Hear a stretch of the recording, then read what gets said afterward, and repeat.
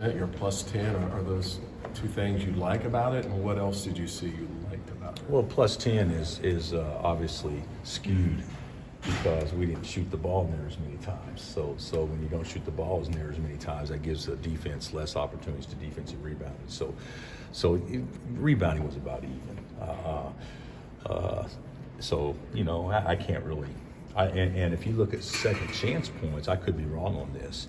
I mean, they kicked us pretty good on that. I think it was 9-1 on that. So I wouldn't say that we rebounded it well. We didn't play very well at all. I thought we competed decently, but if there's going to be a bright side, as a one possession game in a game which we didn't really, play as well as what we thought we would going into it, but give Duke a lot of credit. They sped us up quite a bit. The turnovers, Duke get some credit for those? Do you Oh, feel yeah. like you guys just threw it away a little bit? Well, yeah, we did. There's no defense in America that can force 28 turnovers. You got to help them do that, but they did force their fair share, and then we got sped up, and then we contributed to it as well. We were awful in transition offense, and those were opportunities that we had to put points on the board. But if you go back and watch the tape, Duke's best offense was our offense. And usually when we don't play well, that's a big reason why. But that's a credit to them as well. Ochai said a lot of learning from the film. Did you Yeah. like the tone that they had when they were watching film? Yeah, we watched it yesterday, and the guys all have great attitudes. It's not that, we as a staff and myself primarily, we could have done more things to help them, I think, than we did. The floor seemed awful congested. I mean, it seemed awful congested, and you got big guys that just naturally just run to the block, and you can't play, that way as much. And then, of course, we've worked a lot on it, and we didn't handle their traps, even though they were delayed traps, very well at all. So there's a lot of things I think that we can work on and improve on, that we have worked on, but it just didn't really translate to many good opportunities the other night. What was your message for the team after the game? Well, first thing I said, I hate to tell you, we weren't going to go undefeated. It was a coin flip game. It was a game in which, there was a 50% chance we weren't going to be successful in it, even though we thought that we could be. But we've lost to in the other 4 losses. I went back and looked it up, and you guys would know better than me. But the other 4 losses we've had in the Champions Classic, we ended up being a 1 or 2 seed every year. So so I don't believe that that's a disaster by any chance. I'm excited about it. I know that there's a lot of room for improvement, and I know that having Isaiah, when he gets back out there, will certainly add a different dimension to it. I was impressed with how Tristan played, primarily in the first half, but we can't play our starters 38, 35. We can't do it, and that's on me to get confidence in our young guys, but it's also on them to come in and play a way that gives our team the best chance to. Isaiah got a chance tomorrow. You know what? We're going to watch him today. We got a week off before the next one, so hate to put him out there and then have him hurt and then set him back a month or whatever. Sure. But if he can play and they say it's okay, then he'll definitely play. Yeah. How close was he the other night?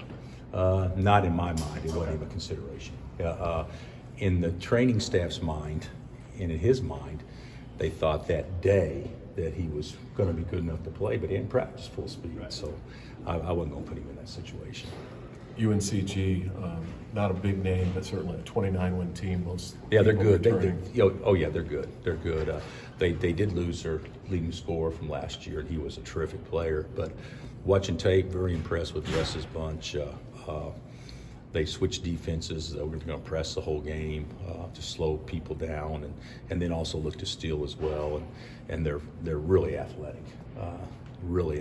And so they match up with us, athletically, pretty well. So they're not as big as we are, inside, but certainly they got a legitimate shot blocker that's, that could be considered to be the best athlete on the court. So I like their team. And if you look at it last year, Wofford ended up beating them 3 times, but they beat East Tennessee State twice, and they were the last team, I was told just the other day, they were the last team not to get in,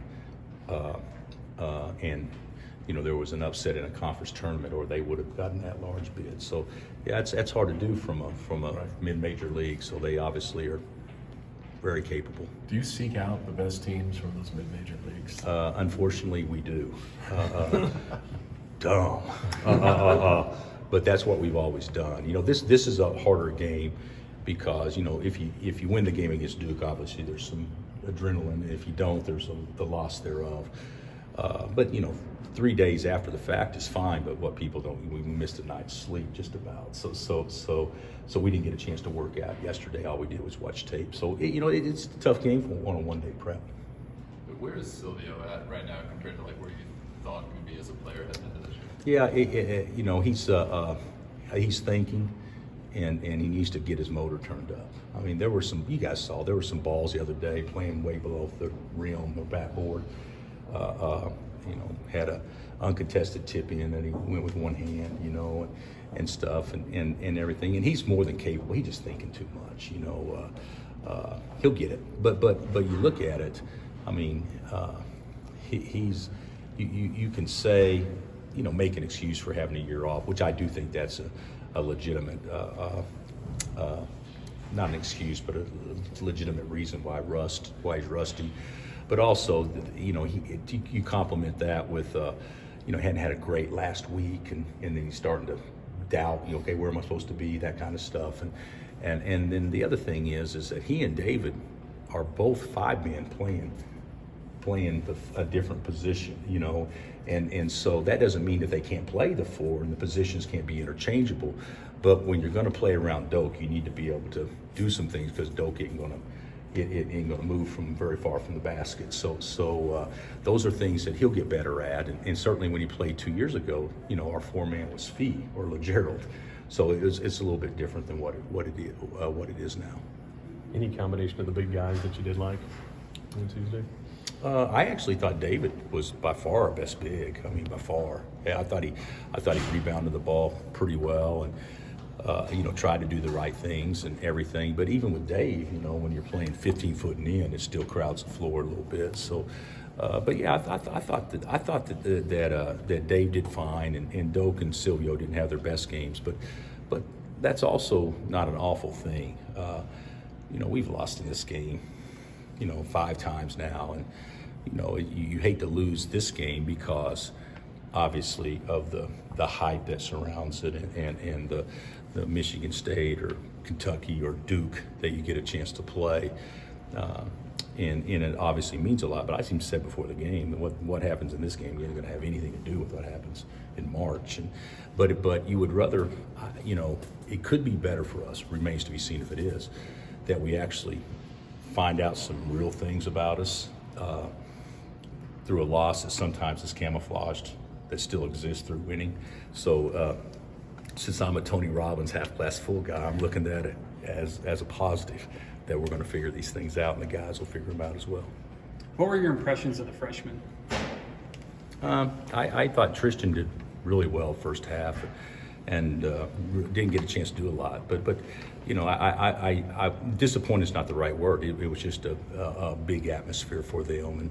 And there's some freshmen that you come into a situation, whether it's Wiggs or a Selden or somebody, or Tyshawn even. They've been through some high school experiences that kind of make them not quite freshmen. Our freshmen really haven't. I mean, this is kind of new to them. I mean, Christian has been fabulous, but even he'd be the first to tell you that's a little different pressure than playing, Blue Valley West. And that's not a knock to Blue Valley West. It's just a different pressure.